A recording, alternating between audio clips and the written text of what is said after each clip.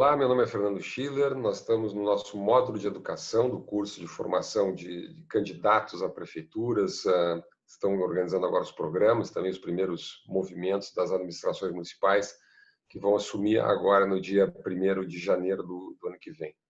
Hoje é uma grande alegria, já agradeço muito a participação aqui do Alexandre Schneider, que é uma pessoa, um querido amigo, pessoa que tem uma extraordinária experiência na área da educação, foi 2 vezes secretário de Educação da cidade de São Paulo, recentemente esteve na Universidade de Colômbia como fellow, como visita escola, também como professor na área exatamente de programas e reformas municipais na área de educação, trabalhou em outras áreas de administração pública, como a área de segurança, e também hoje é o diretor do Instituto Singularidades, né, que exatamente se dedica à formação de professores. Então, o Alexandre é a pessoa ideal aqui para nos ajudar um pouco na orientação, na discussão, enfim, de como um prefeito ou como um secretário, enfim, como uma gestão, pode pensar a área de educação. Né? Obviamente, depois desse enorme desafio que é a pandemia, a novas demandas, novos desafios, também a novos aprendizados que se teve está se tendo, na verdade, durante todo esse processo. Então, já agradecendo ao Alexandre, já encaminho a primeira pergunta, para a gente já tocar nosso bate-papo aqui. Alexandre, de uma maneira geral, assim, com base na tua experiência longa, obviamente num município enorme como São Paulo, mas pensando em municípios de menor porte, né? Aí você tem as mudanças agora que vem com o Fundeb, você tem toda essa realidade nova pós-pandemia. Qual é a visão que hoje um candidato, né, pode ter, ou quando ele vai pensar o seu programa na área de educação, assim, quais seriam as grandes prioridades? Assim, vai desde o diagnóstico, vai desde a questão qualidade, uma reforma do ensino, enfim, quais são os seus feelings, digamos assim, para o que deve orientar a formação de um programa hoje? Olha, Fernando, primeiro eu queria agradecer, é um prazer estar aqui com você, uma pessoa que eu respeito, admiro e gosto muito. Eu acho que a primeira coisa que a gente precisa ter em mente é que será uma gestão muito difícil em todo o Brasil. Os municípios estão com menos recursos e terão menos recursos no início do próximo mandato e, portanto, vão ter que fazer escolhas, né? A primeira delas, que eu sugiro, é olhar as contas do município, olhar as contas da educação e se preparar para verificar aonde pode se economizar recursos na educação.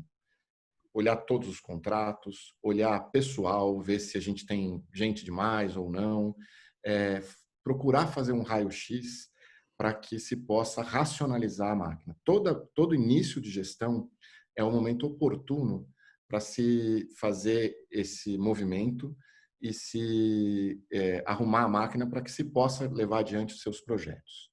Então, acho que não dá para separar um projeto pedagógico, o desejo de melhorar a educação, sem cuidar melhor da burocracia, dos custos e fazer mais com menos, né? Que é o grande desafio de qualquer gestor público. Na educação não é diferente. A segunda questão é olhar para aquilo que é a obrigação do município. Muitas vezes, ao longo dos anos, os municípios vão colocando programas que não estão vinculados com a sua obrigação na área da educação. Então, a primeira coisa é como estão as matrículas na educação infantil. Quantas crianças eu tenho em creche, quantas crianças eu tenho em pré-escola. Todos os prefeitos e secretários de educação vão ser pressionados pelo Ministério Público e pela Justiça para garantir ao menos 50% das matrículas em creche e todo mundo matriculado na pré-escola. No momento de crise, é mais difícil fazer isso. Então, a gente tem uma experiência muito boa em São Paulo, que eu acho que deveria ser pensada nos municípios, mesmo municípios pequenos, que é trabalhar com convênios com instituições do terceiro setor. Para isso, uma boa regulação, quais são as regras que o município deve ter para fazer um convênio desta natureza, e isso tem modelos, o próprio município de São Paulo tem um modelo que é público, e contratar essas vagas na iniciativa privada sem fins lucrativos. Isso dá agilidade, isso ajuda a construir, a gerar essas vagas de um jeito mais fácil E também é importante dizer que o próprio Fundeb prevê que essas vagas podem ser pagas com recursos do Fundeb. Então, lançar mão disso é importante. Até porque a gente tem lá na frente uma questão demográfica. Então, o município precisa entender que talvez lá na frente não precise de tantas vagas para creche como a gente precisa hoje. Isso varia de município para município, obviamente. Em relação ao ensino fundamental, o que eu acho que é importante é a gente pensar em duas coisas. Primeiro, olhar os indicadores educacionais do município e verificar em que estágio o município está no IDEB. Quer dizer, os alunos estão indo bem em língua portuguesa e matemática ou não estão? Né? Depois de olhar do ponto de vista mais geral, tentar entender se existe desigualdade no município, ou seja, se tem crianças que aprendem menos do que outras, né? E aprendem menos do que outras, eventualmente por questão de ser de famílias mais vulneráveis, etc. Para estas famílias, pensar num programa especial de reforço escolar e de, eventualmente, articulação com os outros serviços de assistência social que o próprio município tem. Então, eu acho que melhorar a educação, olhando para os indicadores e para as evidências, e tentar garantir com que todos possam aprender, também é fundamental. Para isso, olhar os números. Da mesma forma que a gente olha os números financeiros e de pessoal para ver se tem tem coisa para cortar, para colocar o dinheiro em outro lugar, a gente tem que olhar para a educação a partir dos números dos resultados educacionais do município. E aí, em seguida, a partir do momento que a gente olhou para isso tudo, a gente verificar, estamos prontos para dar esse salto? E o que a gente precisa para dar esse salto? Em primeiro lugar, ter um currículo alinhado à Base Nacional Comum Curricular. Então, caso o município não tenha currículo ainda, é necessário fazer eventualmente uma conversa com o Estado ao qual o município está ligado, para que se possa, em regime de cooperação, trabalhar com o mesmo currículo que o próprio Estado já construiu. Todos os estados brasileiros já construíram currículo e, com isso, você ter clareza daquilo que deve ser ensinado. Ao fazer esse currículo, ao colocar esse currículo, formar os professores para isso. A gente muitas vezes tem formações de professores que não estão vinculados à necessidade, àquilo que o aluno deve aprender, né, e aquilo que o professor deve ensinar. Então, acho que trabalhar para que os professores sejam formados para ensinar aquilo que está no currículo da cidade, né? Não tem dinheiro, buscar apoio no governo estadual. Está difícil com o governo estadual, tem organizações que podem apoiar. Então, eu acho que buscar recursos vai ser cada vez mais importante para as equipes dos municípios brasileiros. Recursos fora do Estado, muitas vezes, à medida que, como a gente sabe, tem essa crise. Esse é um primeiro esboço das medidas iniciais que eu imagino que deveriam ser tomadas. Excelente. Já não é pouca coisa, né? Não.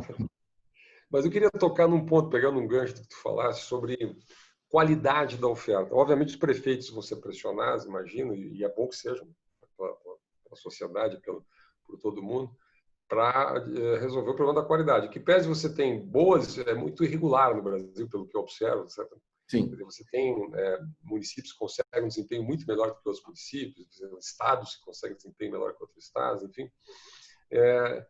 Pela tua experiência e o estudo que tu faz há muito tempo e na prática também, o que funciona para realmente gerar um impacto sustentável, e obviamente não é de curtíssimo prazo, mas sustentável, né, de melhoria da qualidade? Se fala em meritocracia, se fala em treinar diretores, se fala em mudar o modelo de escolha de diretores, se fala em treinar professores, se fala em mudar o modelo de gestão das escolas, se fala, enfim, há muitas alternativas. O cardápio é amplo, digamos assim, né?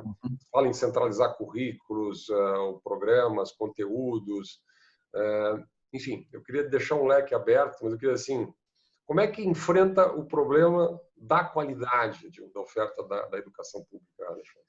Olha, Fernando, nos lugares no Brasil onde deu certo, os Juntos têm uma experiência muito importante que eu sugiro que os prefeitos conheçam, que é a de Teresina. Teresina tem um trabalho extraordinário na área da educação, e que pode ser multiplicado e que o Juntos Comunitas apoiaram. Mas é o seguinte, em primeiro lugar, tirar a política de dentro da educação. Quer dizer, acho que o prefeito ou prefeita tem que ter a coragem de dizer o seguinte, olha, nesta área eu vou trabalhar tecnicamente. Isso vale para o secretário e vale para os diretores de escola. Então, se a escolha dos diretores de escola, em alguns lugares é do próprio prefeito, outros lugares é por eleição, quase em nenhum lugar é por concurso, se ela é feita desta forma, vale a pena colocar uma camada a mais que possibilite com que haja algum tipo de mérito. Ou pode ser uma prova, um processo de seleção, enfim, isso pode ser feito. Teresina faz isso e outras cidades do Brasil também fazem isso. Sobral faz isso, por exemplo, também no Ceará. É importante que a liderança esteja inteira, do secretário aos diretores de escola, comprometida com um projeto pedagógico sério, né? E não comprometida com questões políticas que às vezes acabam desviando um pouco o trabalho da educação.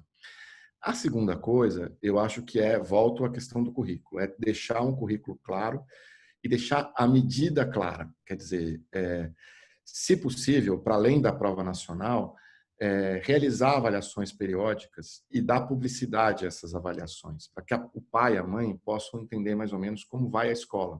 O pai e a mãe muitas vezes sabem que se a escola é boa ou ruim, mas de um jeito muito... Cada um faz o seu julgamento. Acho que é importante deixar um processo de avaliação que seja constante, permanente, do próprio município.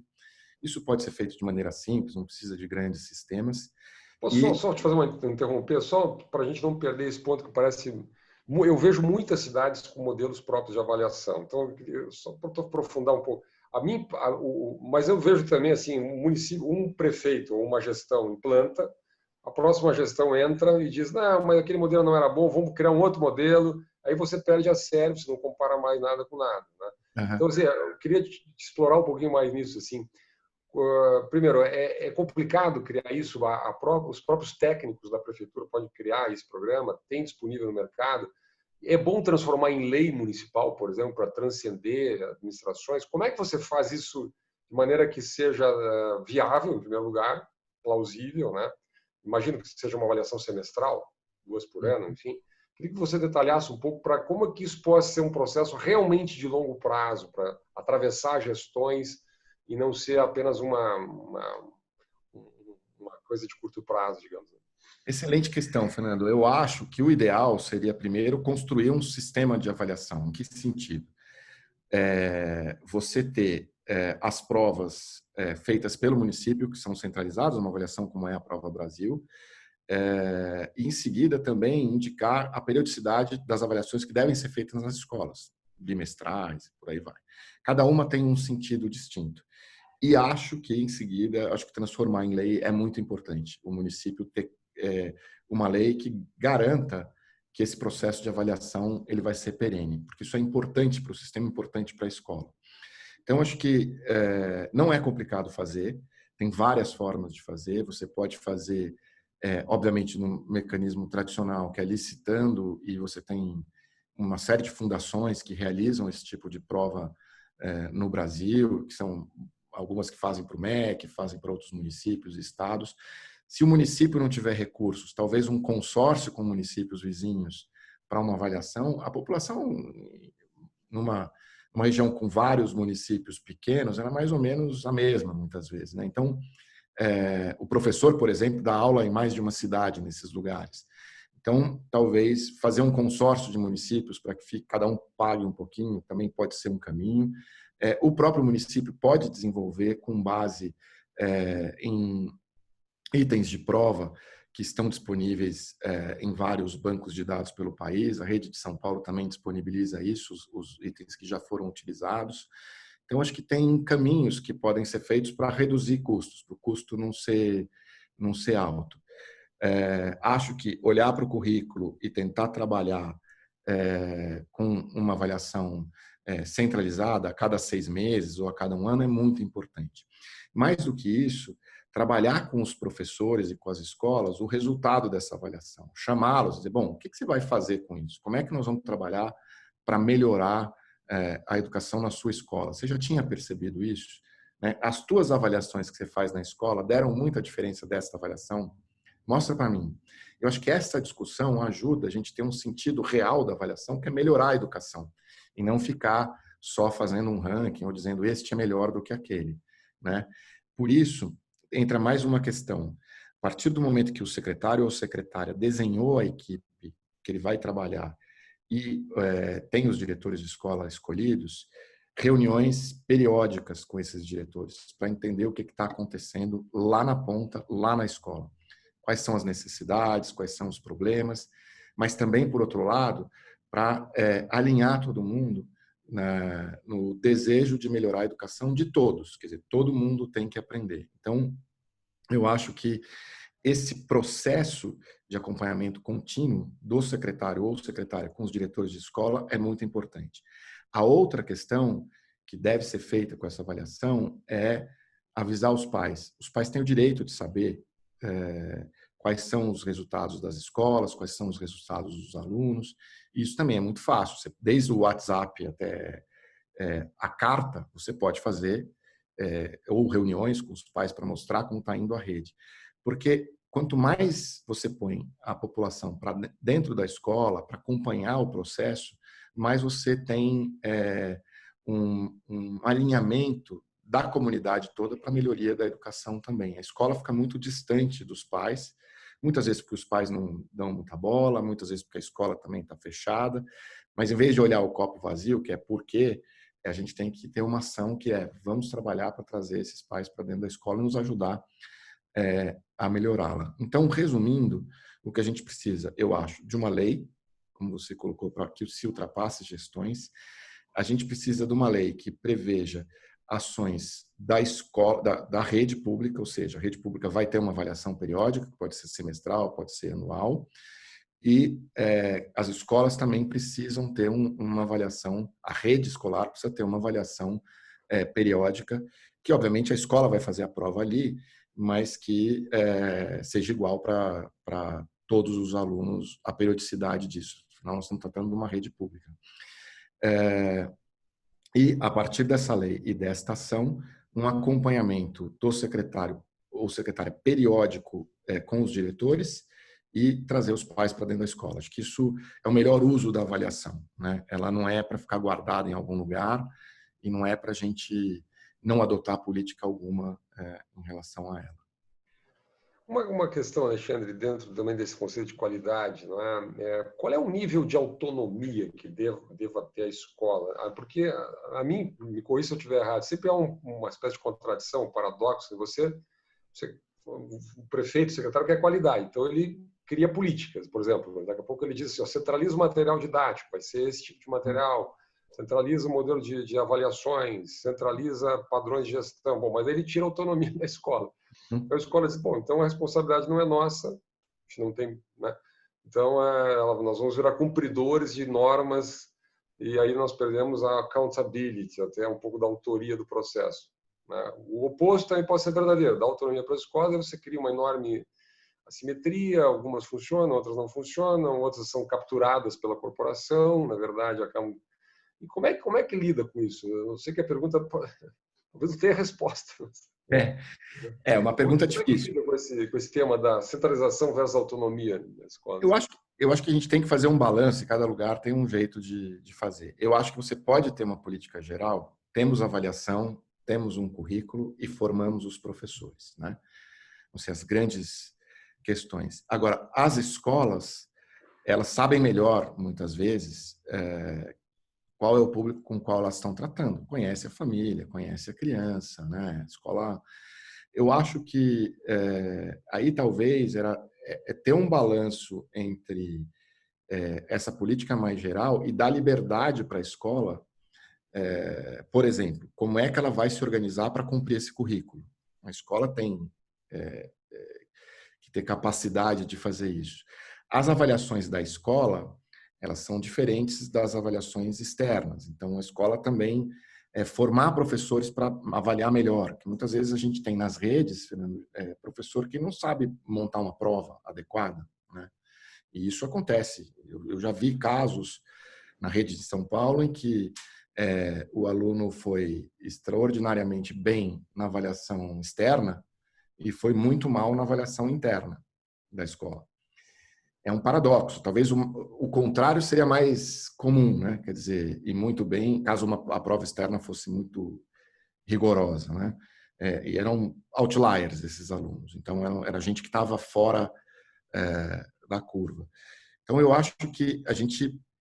o sistema brasileiro ele não é tão autônomo como, por exemplo, o americano, né? Nos Estados Unidos, o diretor tem dinheiro na mão, por exemplo. Ele escolhe professores, quer dizer, na rede pública brasileira, o professor vai para onde ele quer, né?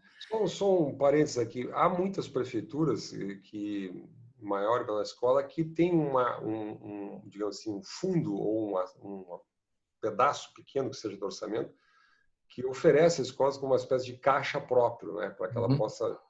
Inclusive, acho que São Paulo tem algo nessa linha, né? Tem. E queria que tocasse um pouco nisso. É bom isso? Não é bom? É legalmente fácil de fazer? Não? A prestação de contas é tranquilo? Qual é a tua visão um pouco sobre isso? Olha, foi a melhor coisa que a gente fez. Eu implantei isso na minha primeira gestão e o que acontece é o seguinte, é um recurso que vai para a escola, a decisão é da associação de pais e mestres, então a escola decide coletivamente, e aí isso ajuda a eliminar a burocracia, por exemplo, pequenos consertos que dão dor de cabeça danada na escola. Consertar uma torneira. Antes de fazer isso, para consertar uma torneira, o diretor tinha que mandar um papel, no caso de São Paulo, para o diretor regional, que às vezes resolvia, ou às vezes ia para a secretaria. Então, até voltar o papel, a escola estava tava interditada, né? Com aquela... Até compra de materiais pedagógicos, determinados tipos de contratação, isso é muito bom. Essa é uma lei municipal que eu acho que deveria ser feita em todos os municípios. Colocar um pouco de dinheiro na mão dos diretores de escola para que a comunidade escolha o que fazer com esse dinheiro. O controle em São Paulo é feito pela Secretaria e pelo Tribunal de Contas, né? E provavelmente em todo município será assim. Mas eu acho que uma boa lei que coloque os limites possíveis, que não contradigam a lei de licitações e e as leis municipais, ela ajuda a escola também a fazer as melhores escolhas, né? E aí o que pode ser feito também, Fernando, é o seguinte, quer dizer, você pode ter programas de incentivo ligados a políticas, inclusive de melhoria, em que a escola receba mais desses recursos caso ela atinja determinadas metas estabelecidas pela gestão, o que cria um incentivo muito importante, porque é um incentivo coletivo, né? A escola toda vai querer remar em direção a isso. Excelente. Aqui, a Prefeitura de São Paulo, só voltando a um tema que tu comentaste das creches, a Prefeitura de São Paulo criou um modelo, eu não sei nem se implantou, na verdade, mas eu me lembro, né, porque eu li a respeito que era a oferta de vouchers para creches, né? Uhum. Você tinha, além dos convênios, né, nas instituições conveniadas, você tinha a possibilidade também, a família recebesse um valor, se não me engano, era 700 e tantos reais, e ela poderia escolher num conjunto de creches conveniadas previamente, ou listadas, ou enfim, classificadas, né, aonde Uhum. colocar os filhos. Essa é uma alternativa que tu considera eficiente, que poderia ser implantada por municípios de menor porte? Depende muito do lugar, né? Porque às vezes, por exemplo, se você tem um número de crianças que está fora da escola que não justifica você ter uma escola, né? Isso acontece, né, em muitas regiões. Talvez essa seja uma boa solução, você comprar uma vaga ou duas. A grande questão são duas, na verdade. Em primeiro lugar, você não tem financiamento do Fundeb para esta modalidade. Então, a prefeitura vai ter que arcar sozinha com o tesouro. Em segundo lugar, sempre vai depender do promotor do lugar, da questão do legislador, porque muitas vezes isso pode ser visto como não uma política educacional, enfim, acho que isso ainda está nebuloso no Brasil, infelizmente, eu acho que a gente tem que testar vários modelos. A gente teve muito sucesso em São Paulo com os convênios, Fernando, assim, eu acho que tem uma série de questões, precisa regular bem, precisa ter uma boa fiscalização das organizações, mas para você ter uma ideia, os convênios sempre existiram, mas quando a gente começou a ampliar para valer, isso foi na minha primeira gestão na secretaria, entre 2006 e 2010, 2012, foram quase 150 mil vagas em creche em São Paulo. E entre 2012, aí tivemos na gestão do PT, que nos sucedeu, e 2016 foram mais 70, e nos meus 2 primeiros anos como secretário foram mais 50. Então, a gente está falando o seguinte, quase 70% do que São Paulo tem desde que começou a primeira creche foi feito nesse período com os convênios. Qual a vantagem? Só um parênteses para a gente tomar, para não perder o ponto. O modelo jurídico desses convênios, vocês chegaram a utilizar a Lei 13019, o marco regulatório da sociedade civil, ou são convênios diretos? Não. A gente, inicialmente eram convênios, mas aí o que aconteceu foi que a gente teve que usar o marco regulatório. Então, a gente teve que fazer uma nova regulação. Isso foi em 2017, né? 2016, no último dia, a gestão anterior fez um decreto regulando em geral na prefeitura e a gente fez uma regulação para a educação. E todo mundo tem que fazer isso, é um termo de parceria. Aí o cuidado que se tem que ter é que essa lei é boa para regular uma série de coisas por resultado, né? Mas na educação infantil também é importante a gente olhar os meios, né? Então, assim, por exemplo, proporção de alunos por professor, o espaço físico, o número de crianças por metro quadrado, porque a gente está falando de crianças de 0 a 5 anos, né? E de 0 a 3 é uma coisa muito, muito delicada. A criança corre risco se não tiver num lugar adequado. Mas eu entendo hoje que é o melhor mecanismo para que a gente garanta rapidamente o direito das crianças e para que a gente tenha flexibilidade de escolha de acordo com a questão demográfica que vem aí, né? Se o professor tiver a mesma formação que se exige de um professor que vai prestar um convênio para trabalhar com educação, um concurso para trabalhar na educação pública, e se as regras estabelecidas de qualidade forem as mesmas e forem fiscalizadas, eu entendo que para a educação infantil é o melhor modelo hoje no Brasil, para que a gente não espere e para que essas crianças não esperem um tempo desnecessário para ter o direito delas garantido. Ótimo. Alexandre, sobre o pós-pandemia, assim, a pergunta, vou te fazer uma pergunta mais geral, mas eu queria de geral para o específico aqui. Primeiro, quais são as lições da pandemia, né? Porque hoje você viu assim de maneira óbvia, né? Quer dizer, que as escolas privadas conseguiram reagir muito mais rápido em termos de digitalização, acesso digital, aulas online. Óbvio que aula online no ensino fundamental é algo bem mais complicado, imagino, por razões óbvias, do que já no ensino médio ou mesmo no ensino superior, né? Então, assim, mas assim, a pergunta que eu te faço, que lições ficam dessa pandemia, da maneira como o setor público reagiu? E, obviamente, os prefeitos que entraram no novo ano letivo vão ainda lidar, né, com os efeitos que isso trouxe, né? Pode ser vários, imagino, mais gente que vai acessar o Estado. Eu acho que ainda cuidados sanitários vão ter que ser tomados. Enfim. O que você diria para um candidato, para alguém que está pensando que vai assumir a educação a partir de 1º de janeiro, né? Ainda sob o efeito das exigências, dos cuidados, etc., das lições que a pandemia trouxe? Olha, eu acho que a primeira delas, Fernando, não tem a ver só com a educação, que o poder público precisa aprender a trabalhar com as pessoas e não setorialmente. O que isso quer dizer? Uma criança que está na escola, ela também passa pelo posto de saúde, ela eventualmente também passou por um CRAS da assistência social, ela também, eventualmente, a família, ela também faz parte de um programa habitacional qualquer. Só que a gente não trata esta criança e esta família como um núcleo em torno do qual a gente garante todos esses direitos ou procura garanti-los. E isso faz com que a gente perca uma energia enorme, né? E recurso, porque assim, a gente já está investindo esses recursos nestas áreas. Só que a criança às vezes chega doente na escola e a gente não tem a informação do posto de saúde. Assim como o posto de saúde não tem informação se a criança está faltando e provavelmente passou lá no posto para ser atendida E depois, o fato dela faltar seguidas vezes à escola mostra que talvez o problema continue e o pai não a levou de volta para o posto de saúde. A questão de renda, quer dizer, a gente não tem os cadastros todos juntos, e isso faz com que a gente não consiga, muitas vezes, chegar em quem precisa de um programa de renda e, ao mesmo tempo, ter gente que está acessando o programa de renda que não deveria.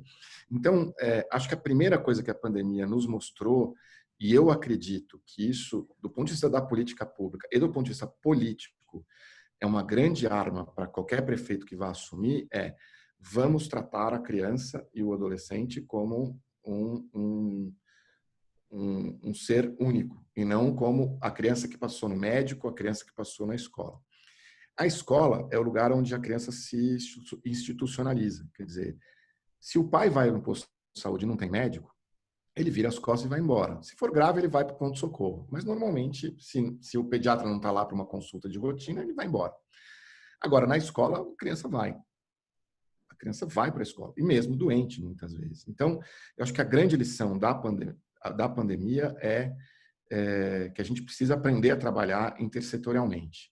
Uma única identidade, um único prontuário que possa ser acessado por várias áreas, respeitando, obviamente, os direitos individuais, mas que possibilite com que o poder público trabalhe melhor. Quer um exemplo? Por exemplo, a gente tem vários lugares onde, muitos lugares onde a criança não tem internet ou não tem um computador, etc. A gente tem um programa de saúde da família, que é uma equipe que todas as comunidades conhecem e confiam. Por que não articular esses profissionais do programa de saúde da família para ir lá na casa da pessoa e ver, a criança está estudando? A criança recebeu o material? Entregar o material em papel, caso a criança, nesse momento grave, não tenha acesso nenhum. Enfim, se a gente não... Pessoal, só interromper. O pessoal da saúde topa esse desafio, gosta desse desafio, ou eles vão dizer, não, isso é problema de educação, não é de saúde, ou tem esse risco? Eu acho que para isso precisa de liderança, né? Porque também na educação, muitas vezes, esse problema é da saúde, não é da educação. Eu acho que se o líder, o prefeito ou prefeita, tomarem na mão deles a ideia de que vai fazer um programa para crianças, para adolescentes, para jovens, e, portanto, aí articular as áreas em torno disso, eu acho que isso se reduz. É óbvio que tem uma resistência. São corporações muito fortes, a da saúde e da educação, têm identidade própria e muitas vezes não gostam muito de trabalhar juntas, né? Mas eu acho que é a hora da gente fazer isso, porque isso racionaliza recursos e chega de uma forma mais potente naquilo que a gente precisa, que é cuidar dessas pessoas, especialmente as mais vulneráveis, né? Eu acho que essa é a primeira lição da pandemia. Em relação à educação propriamente dita, eu acho que a lição é que a gente precisa investir na formação de professores melhor, a gente precisa ter melhores professores.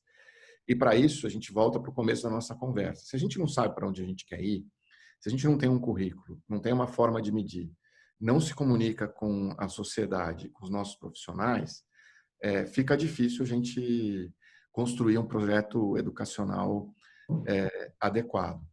E, ao saber tudo isso, a gente precisa formar as pessoas para que elas sejam capazes de, na sala de aula, transformar aquilo que está no papel em ação, né? E com um objetivo claro de fazer com que as crianças aprendam aquilo que está no currículo, aquilo que está... o currículo é uma pactuação com a sociedade daquilo que a gente quer que essas crianças e adolescentes sejam no futuro. Então, mais uma vez, o tripé currículo, formação e avaliação é muito importante. Vou contar uma história que eu vivi com meu filho numa escola pública lá em Nova York. Meu filho estava numa escola pública, num bairro que a gente estava, que era um bairro bom, mas o distrito é grande, então a gente pega desde crianças de regiões muito pobres do Harlem, né, até crianças do que eles chamam de Midtown, que é o centro, que são pessoas com poder aquisitivo maior. E a gente estava mais ou menos no meio disso, que era no Upper West Side. Muito bem, então tinha criança que não tinha o que comer, tinha criança que não tinha onde morar, numa cidade como Nova York, que é uma cidade que tem desigualdades como de São Paulo. Mas os professores, a escola tinha muito claro o currículo, os professores estavam bem formados, eu pude ver isso. Quando a pandemia fechou a escola, os professores ficaram uma semana para trabalhar e desenvolver o sistema, como seria o sistema de ensino à distância, né? E foi muito interessante, Fernando, porque o secretário deu a possibilidade para cada escola fazer do seu jeito. No caso do meu filho, eles usaram uma plataforma simples, em que eles colocavam as tarefas e não davam aula pela internet, pelo Zoom, mas eles tinham momentos de conversa com todos os alunos e momentos de tutoria. O meu filho, no começo, ficou meio assustado, porque foi muita coisa que veio. Ele tem 12 anos e trabalhava muito. Trabalhava das 8 até, no começo, até as 7 da noite, né? Parava para almoço, essas coisas todas, mas era muita coisa.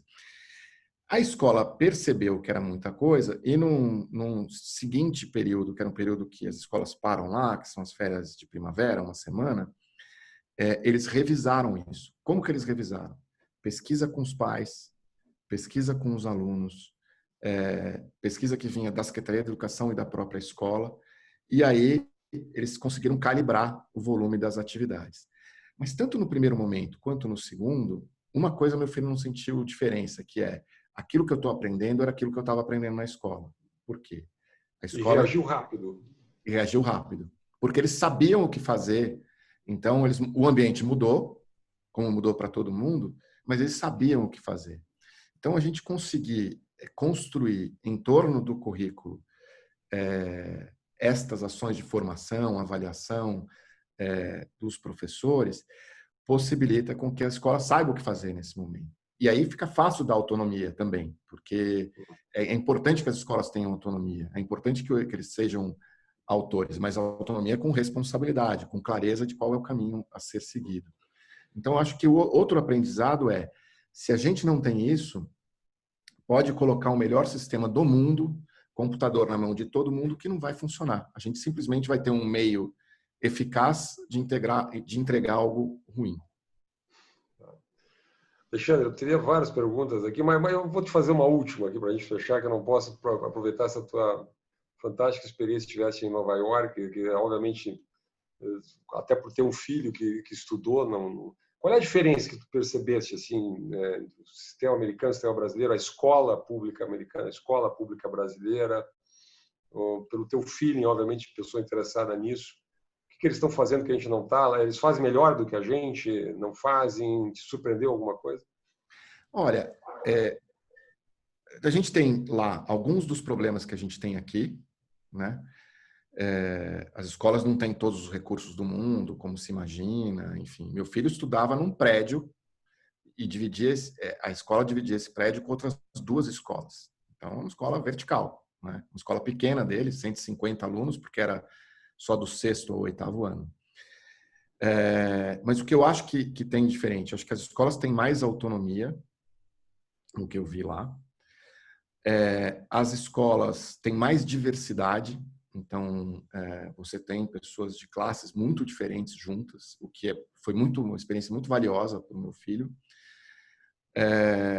Os diretores de escola e professores têm uma proximidade maior com os alunos, inclusive de escolas particulares no Brasil.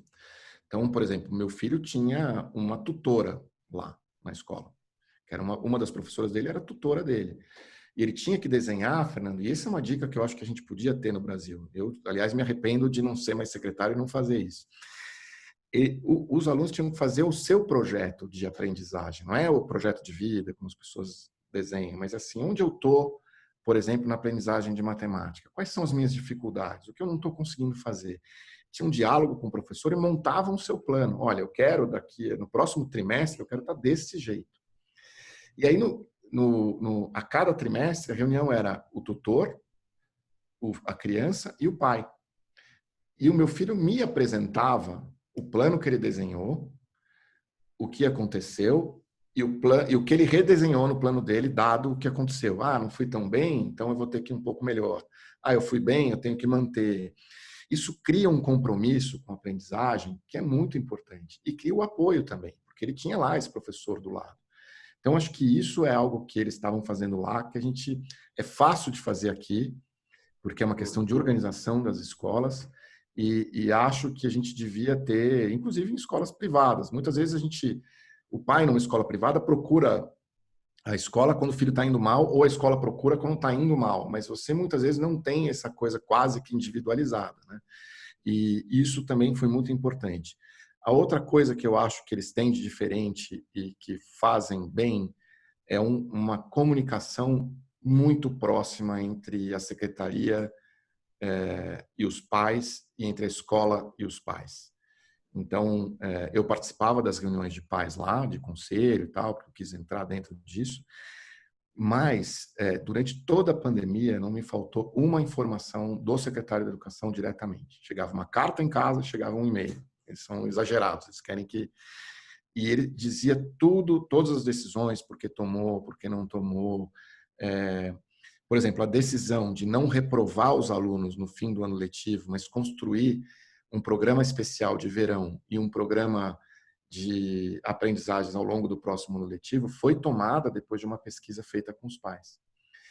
E ele respondia a isso, é o tal do accountability, que acho que a gente não tem nem a palavra, e isso é muito significativo aqui no Brasil.